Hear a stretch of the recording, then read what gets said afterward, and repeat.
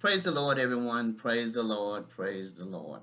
Amen. I want to thank each of you for joining with us for Tuesday's daily Bible study coming from Charlene's Outreach Ministries. We have a unique and special lesson for today. Stay in your lane. Stay in your lane. Amen. And we're talking about John exhorts the people and stays in his lane. As John the Baptist prepares the way for Christ. As John the Baptist prepares the way for Christ. Amen. A wonderful and powerful lesson comes from Luke 3, verses 1 through 18. Amen. And we're going to get ready to move right into our lesson. But first, I want to ask if anything is said touches your heart, soul, or spirit, or you have any questions or comments, please feel free to jot them at the bottom of the screen, the lesson below, and I will get to them as soon as possible. Also, if you would, subscribe to my channel and join with us as we gather together to study and meditate on the word of the Lord. Amen. Like I said, we have a wonderful and great lesson. Stay in your lane. We're going to get ready to move right into our lesson, but first we're going to have prayer. Amen. Dear God in heaven, we thank you, Father. We thank you for all the many blessings that you bestow upon us. We thank you for making a way out of no way. We thank you for leading and guiding us in your true path of righteousness. Lord, we thank you for all that you have done, you is doing, and you shall do in each of our lives. We give you the glory, the honor, and the praise. In the mighty name of Jesus. Lord, as we come to you today, we thank you that you will open our eyes that we see and our ears that we hear, and give us wisdom, knowledge, and understanding from on high, that we may be more proficient doing your word, Father, and not just hearers only. In the mighty name of Jesus Christ, we do pray. Amen. Praise the Lord. Stay in your lane. As we talk about John the Baptist preparing the way of the Lord, he let them know that he was doing his part of what he had come to do. Amen. Scripture lesson verses 1 through 14 says, in the 15th year of the reign of Tiberius Caesar, Pontius Pilate being governor of Judea, and Herod being tetrarch of Galilee, and his brother Philip, tetrarch of the region of in Ituraea and Trachonitis, and Lysanias, tetrarch of Abilene. None of those words I can pronounce correctly. The best I can. I pronounce them the best I can pronounce them at this time. Excuse me.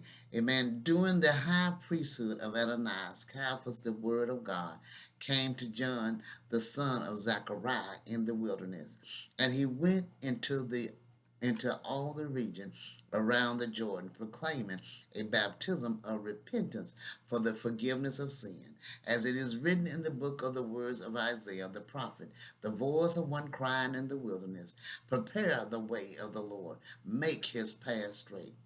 Every valley shall be filled, and every mountain and hill shall be made low, and the crooked shall become straight, and the rough places shall become level ways, and all flesh shall see the salvation of God.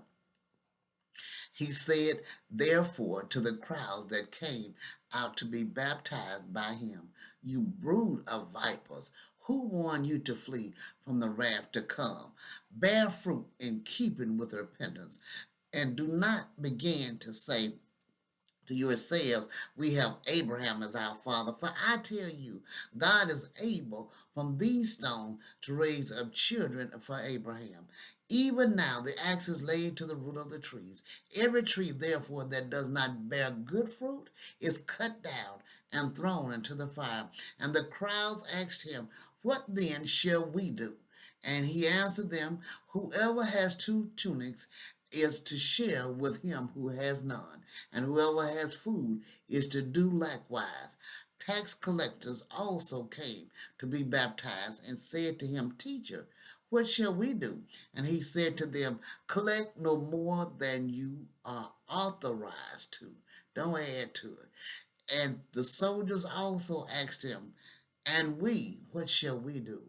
And he said to them, do not extort money from anyone by threats or by false accusation, and be content with your wages.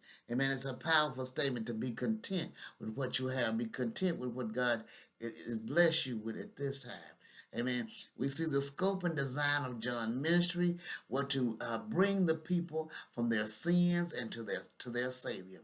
He came preaching not a sect or party, but a profession.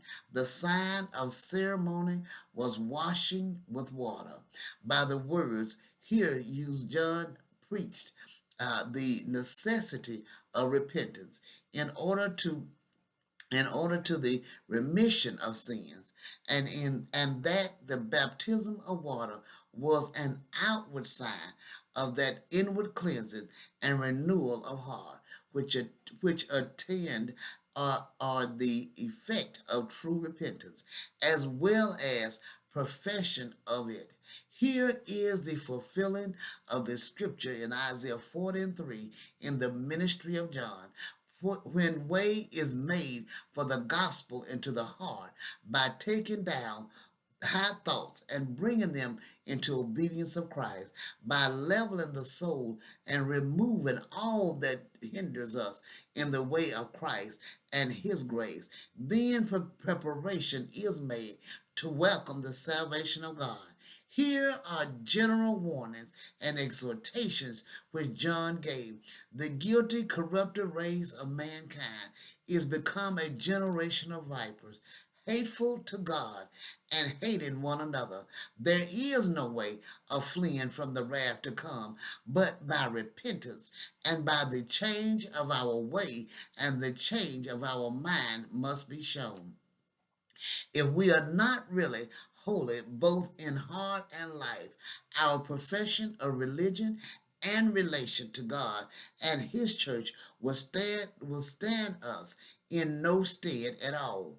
The sore will our destruction be, if we do not bring forth fruits meet for repentance.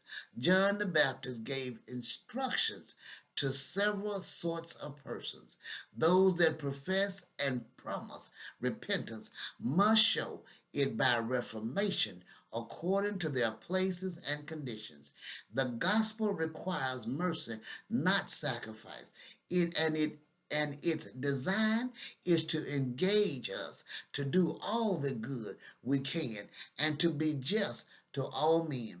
And the same principle which leads men to forego in unjust gain leads to restore that which is gained by wrong. John tells the soldiers their duty. Men should be cautioned against the temptations of their employments. These answers declared the present duty of the inquirers, and at once formed a test of their sincerity, as none can or will accept Christ's salvation without true repentance. So the evidence and effects of this repentance are here marked out.